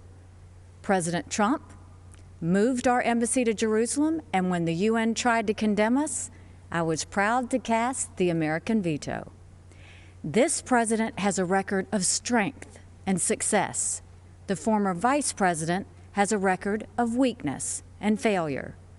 Joe Biden is good for Iran and ISIS, great for communist China, and he's a godsend to everyone who wants America to apologize, abstain, and abandon our values. Donald Trump takes a different approach. He's tough on China, and he took on ISIS and won, and he tells the world what it needs to hear. At home, the president is the clear choice on jobs and the economy. He's moved America forward, while Joe Biden has held America back. When Joe was VP, I was governor of the great state of South Carolina. We had a pretty good run. Manufacturers of all kinds flocked to our state from overseas, creating tens of thousands of American jobs. People were referring to South Carolina as the beast of the Southeast, which I loved. Everything we did happened in spite of Joe Biden and his old boss. We cut taxes. They raised them. We slashed red tape. They piled on more mandates. And when we brought in good-paying jobs, Biden and Obama sued us. I fought back, and they gave up. A Biden-Harris administration would be much, much worse. Last time, Joe's boss was Obama. This time, it would be Pelosi, Sanders, and the squad. Their vision for America is socialism, and we know that socialism has failed everywhere. They want to tell Americans how to live and what to think. They want a government takeover of health care. They want to ban fracking and kill millions of jobs. They want massive tax hikes on working families. Joe Biden and the socialist left would be a disaster for our economy. But President Trump is leading a new era of opportunity. Before Communist China gave us the coronavirus, we were breaking economic records left and right. The pandemic has set us back, but not for long. President Trump brought our economy back before, and he will bring it back again. There's one more important area where our president is right. He knows that political correctness and cancel culture are dangerous and just plain wrong. In much of the Democratic Party, it's now fashionable to say that America is racist. That is a lie. America is not a racist country. This is personal for me. I am the proud daughter of Indian immigrants. They came to America and settled in a small southern town. My father wore a turban. My mother wore a sari. I was a brown girl in a black and white world. We faced discrimination and hardship, but my parents never gave in to grievance and hate. My mom built a successful business. My dad played black college, and the people of South Carolina chose me as their first minority and first female governor.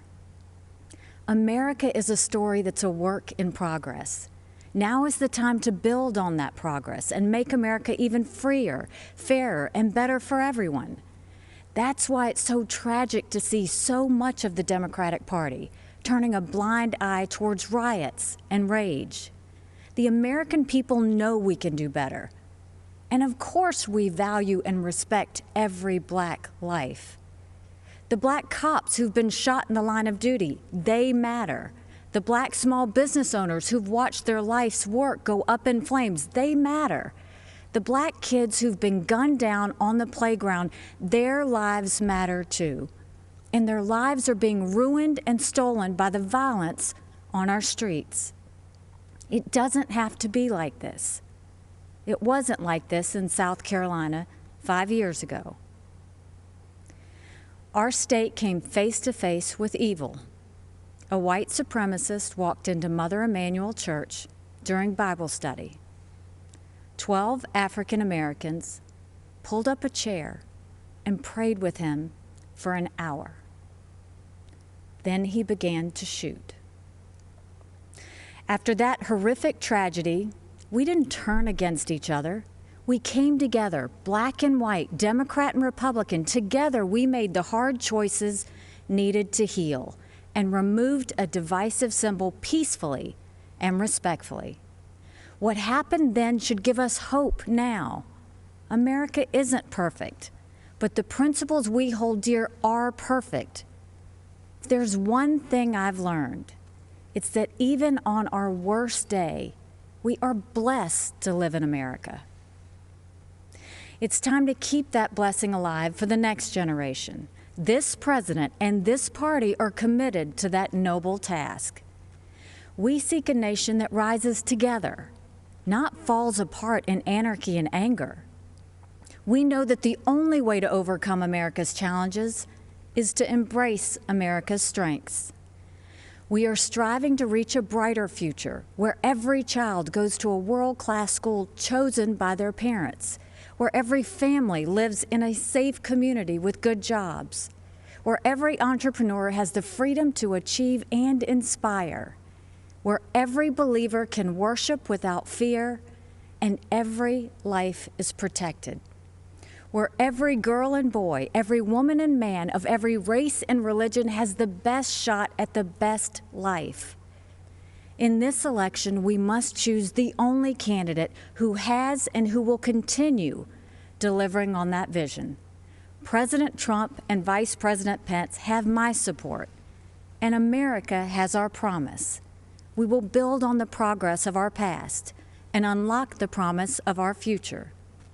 That future starts when the American people re-elect President Donald Trump. Thank you, good night, and may God always bless America.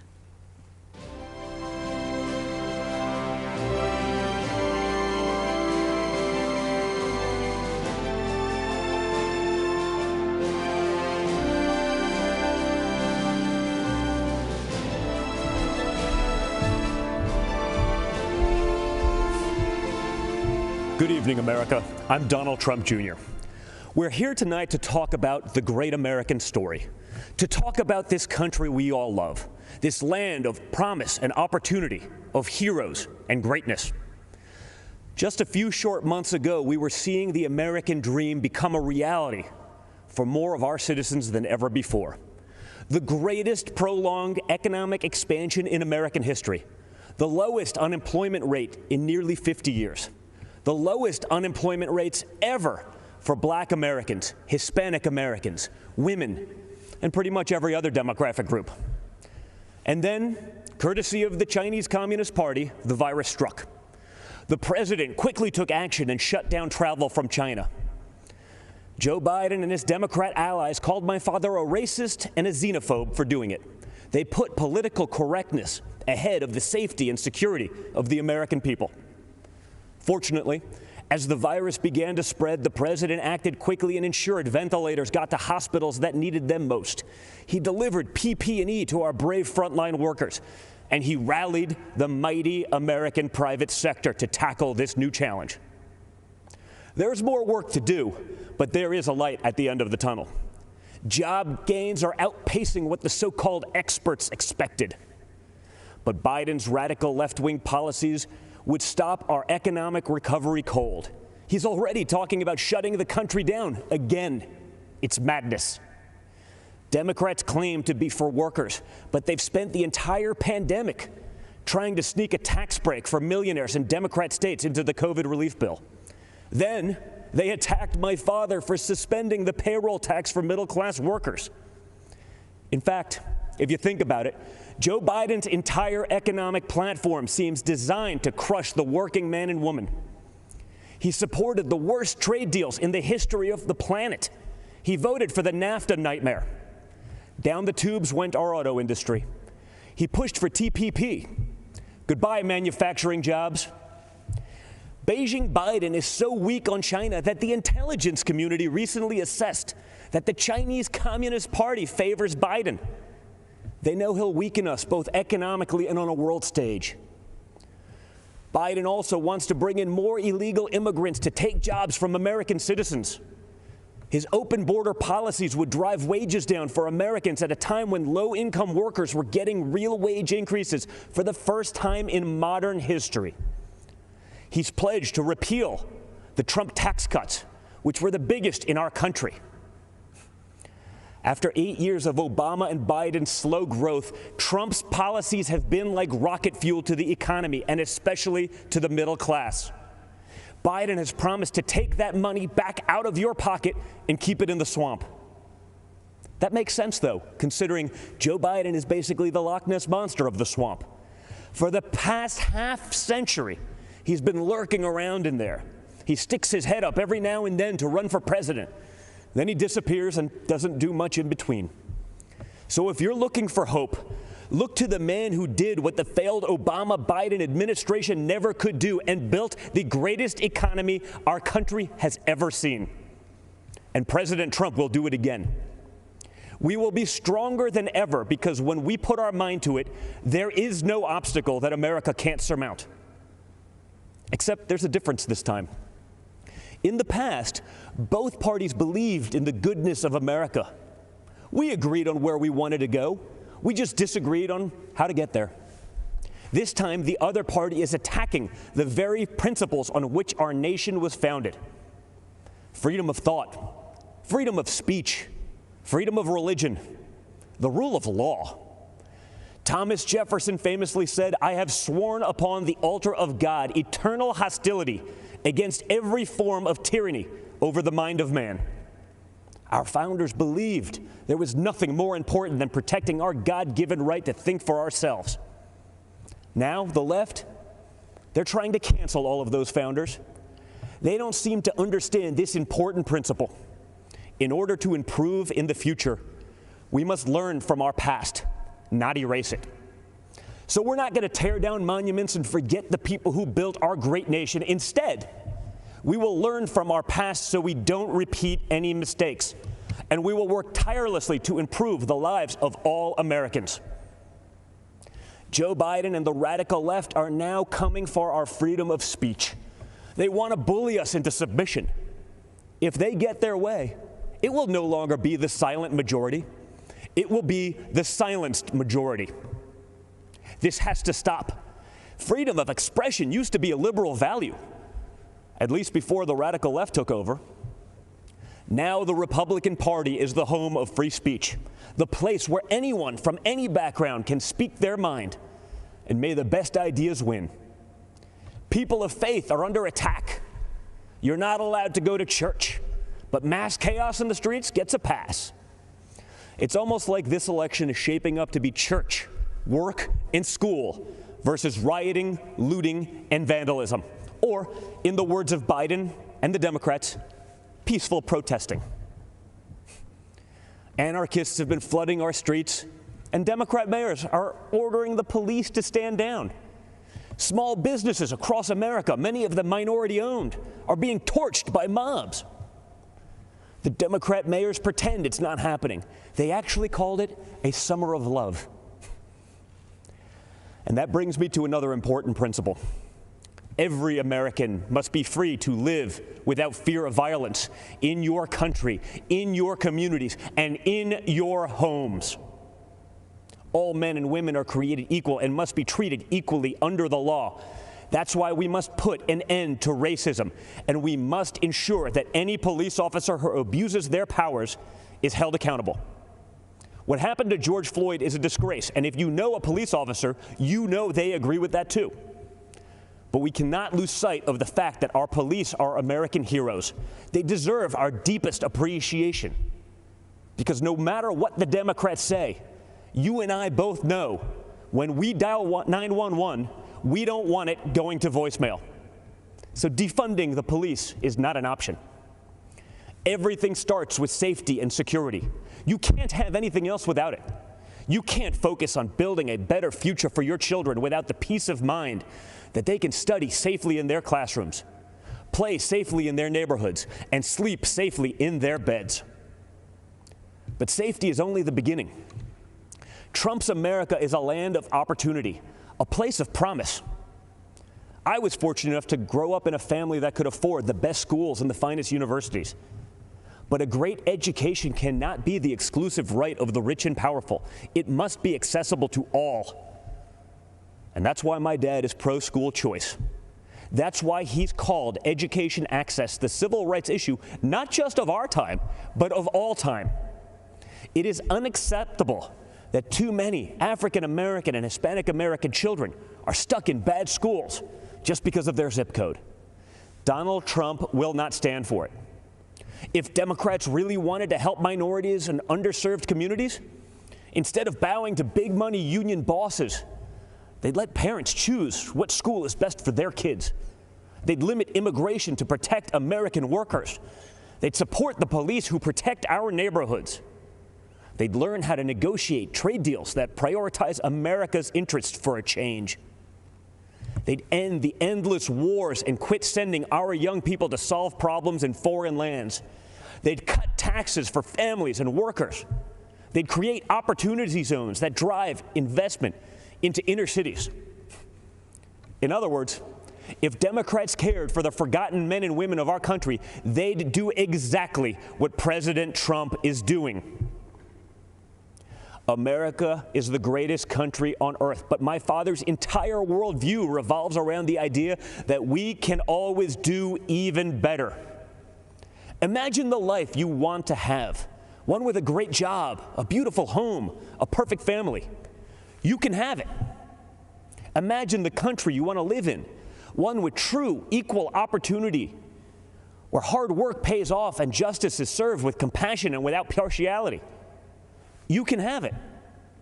Imagine a world where the evils of communism and radical Islamic terrorism are not given a chance to spread, where heroes are celebrated and the good guys win. You can have it. That is the life. That is the country. That is the world that Donald Trump and the Republican Party are after. And yes, you can have it. Because unlike Joe Biden and the radical left Democrats, our party is open to everyone. It starts by rejecting radicals who want to drag us into the dark and embracing the man who represents a bright and beautiful future for all. It starts by re-electing Donald J. Trump, President of the United States. Thank you, and God bless America.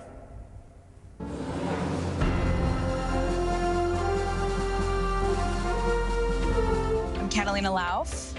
I work in the political space. And I'm Madeline Lauf, and I'm the founder of Begin Health, a children's nutritional company. We grew up in a really small town outside of Chicago. Our mom's from Guatemala.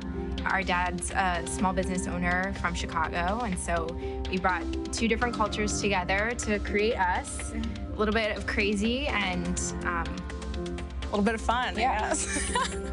They taught us the values of hard work, liberty, to love this country unapologetically. Our dad is a beekeeper and just had so many different things out in the countryside, and it was just such a sweet, We quaint. grew up selling honey at farmers markets, so my line was, have you ever been stung by a bee? But really, it was teaching us, again, entrepreneurship, small business, self-reliance, and that we're the ones that need to put in the hard work to get what we want. And my mother, being from Guatemala, escaping what she had there, growing up in poverty, and coming here to the United States, being able to fulfill her destiny and be somebody that she couldn't there in her home country. And they really instilled in us the sense of purpose, but also self-accountability, and that we had to strive to do the things that we wanted, and it was up to us to make those things happen. In America, there's no ceiling of opportunity. You define your own destiny through personal responsibility, through hard work, through having a moral value system. That's the American dream, and President Trump's providing that for everybody. Look at my business, Begin Health. As a small startup that is growing and launching, we are constantly trying to innovate, and the big challenge that COVID brought that we just didn't see coming was that just almost everything kind of just shut down.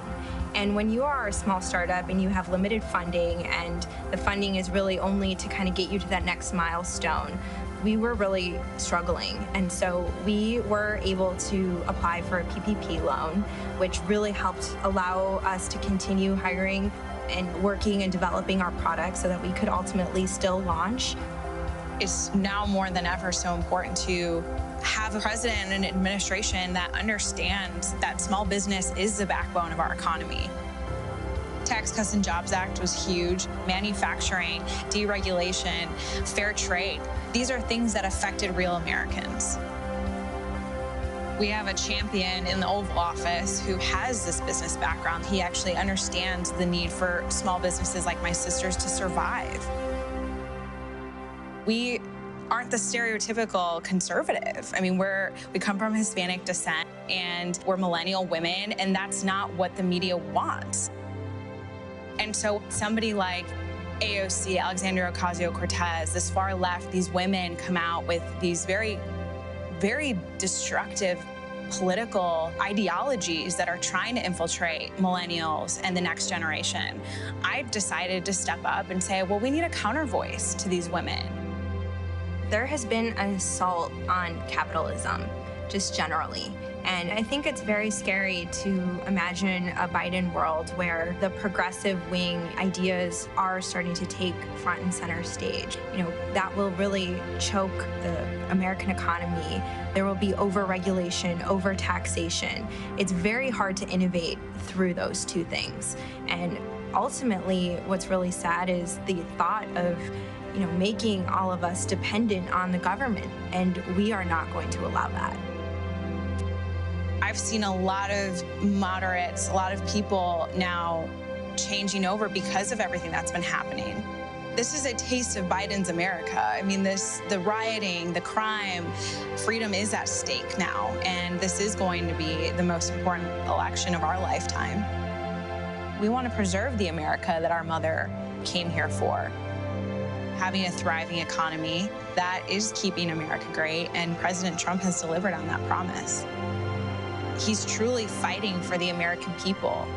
We're the greatest country in the world, period. On our worst day, we're still the greatest country in the world. And in order to preserve that, it's by putting America first, having a thriving economy, having happiness.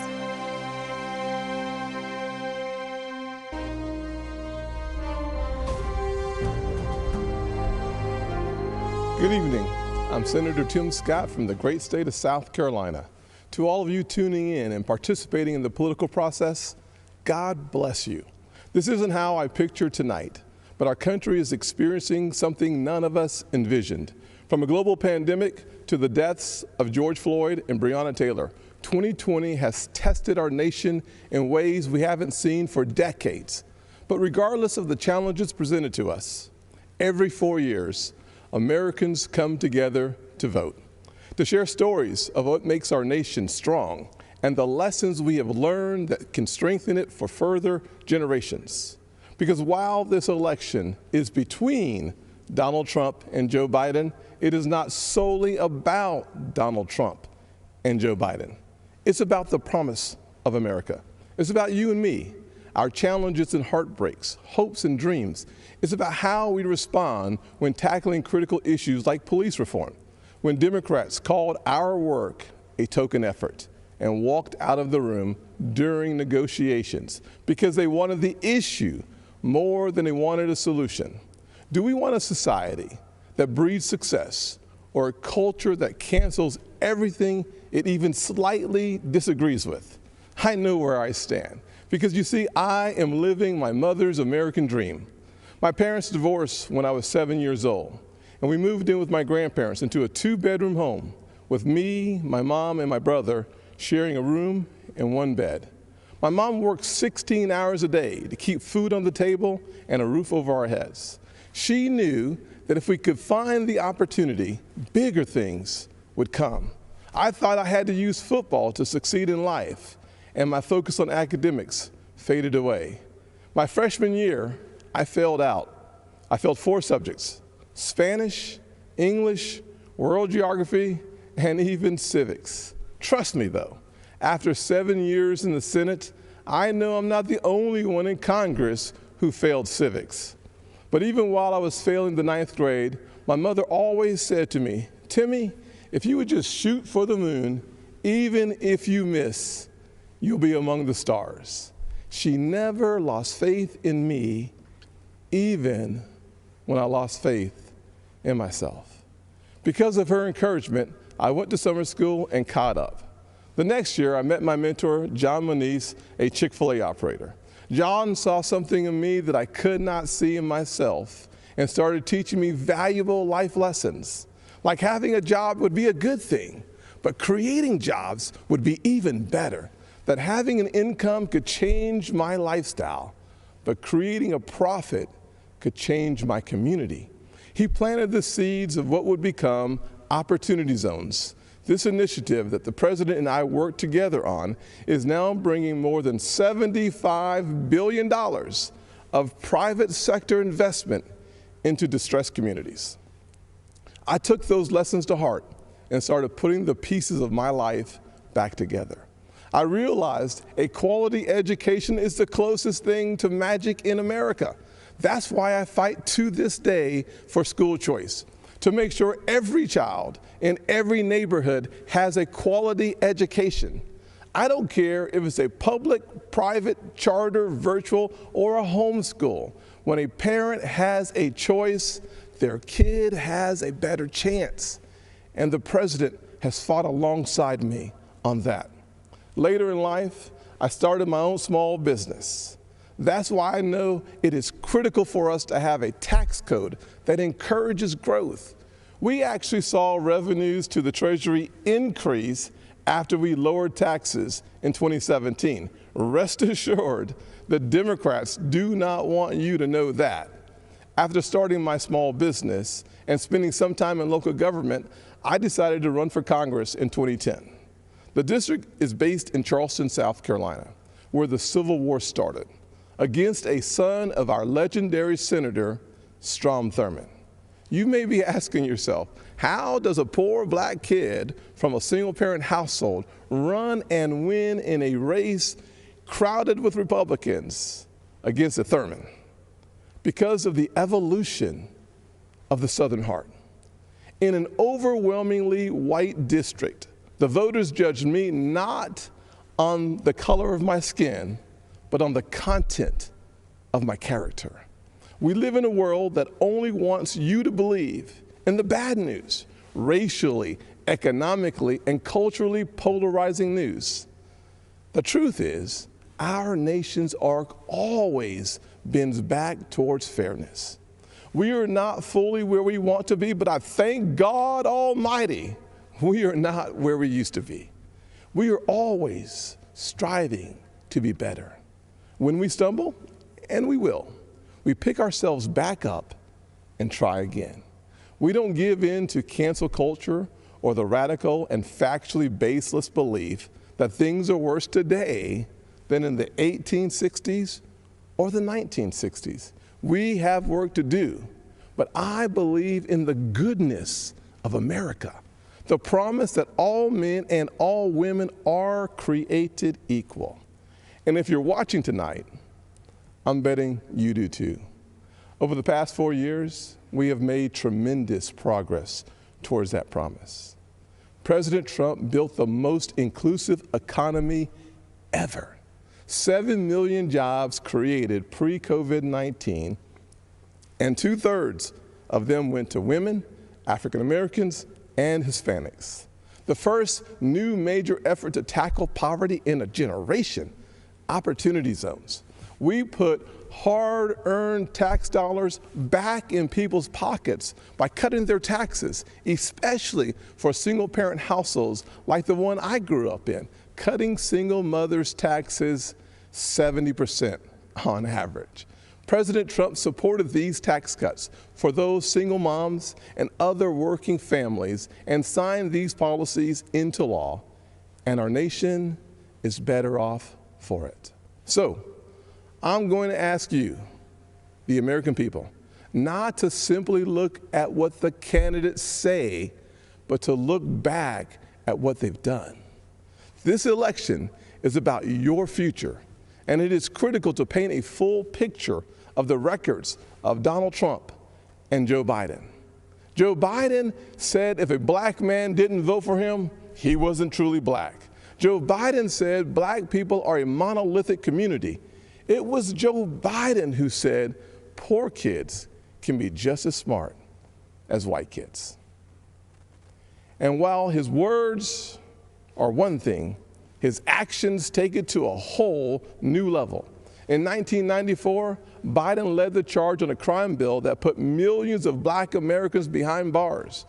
President Trump's criminal justice reform law fixed many of the disparities Biden created and made our system more fair and just for all Americans. Joe Biden also failed our nation's historically black colleges and universities, heaping blame on them as they fought to ensure our young folks had access to higher education.